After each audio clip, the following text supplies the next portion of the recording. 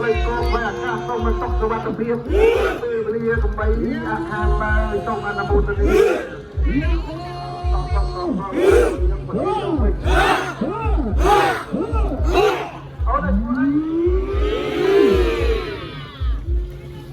អីយោណែគ្រាន់តែស្ដាប់លោកអ៊ំហើយស្រែកជាក្បាលទូកមិញណាថាព្រឺរោមតែនេះគឺជាសសុខាពីមចូលសែនជ័យបារមីលោកតាអេងពុកម៉ែបងប្អូនអរគ្នា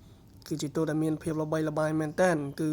បានកែសម្រួលឡើងដោយលោកអ៊ំហើយផ្ទាល់អាចថាជាសំណប់ចិត្តរបស់ពុកម៉ែបងប្អូនយើងអ្នកនៅខាងអង្គរអងស្រុកពីមចូលផងដែរដោយសពថ្ងៃទូកមួយគ្រឿងនេះគឺស្ថិតនៅក្នុងវត្តសវណ្ណសាមគ្គីហើយវត្តលោកតាអេងណាពុកម៉ែបងប្អូនអរគ្នាគឺស្ថិតនៅក្នុងភូមិអង្គរអងឃុំអង្គរអងស្រុកពីមចូលខេត្តព្រៃវែងធ្លាប់បានទៅមើលរោងផ្ទាល់ម្ដងដែរហើយបើនិយាយពីថាសាច់ទូកគឺអែមខ្លាំងមែនទែនទូកមួយគ្រឿងនេះណាលាយឡំជាមួយនឹងគំនូរដែលមានសោភ័ណភាពស្អាតទៀត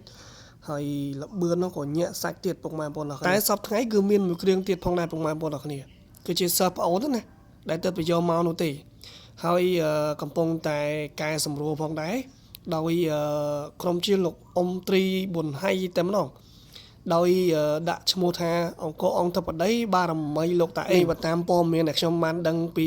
ព្រះគ្រូចៅអធិការណាដោយសារធ្លាប់ឃើញគាត់បង្ហោះដែរតាក់ទងជាមួយនឹងទូកសិស្សប្អូនហ្នឹងណាហើយក៏ឮថានៅមានការខ្វះខាតនៅឡើយអញ្ចឹងបើពុកម៉ែបងប្អូនដែលចង់ចូលរួមឧបត្ថម្ភអាចតាក់ទងតាមរយៈព្រះគ្រូចៅអធិការដូចជាមានឮដំណឹងថានឹងមានរៀបចំកម្មវិធីផងដែរពុកម៉ែបងប្អូនអរគ្នាអញ្ចឹងមានតែរងចាំមើលថាតើសសុខាពីមចូលសែនជ័យបារមីលោកតាអីនេះនឹងនៅរក្សាការដែលធ្វើបានល្អបន្តទៀតដែរឬទេ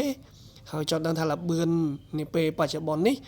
អាចនឹងលឿនជាងមុនថែមទៀតឬមួយក៏យ៉ាងណាអញ្ចឹងណាពុកម៉ែបងប្អូនអរគ្នាអញ្ចឹងមានតែរងចាំមើលតអរគ្នាអរគុណច្រើន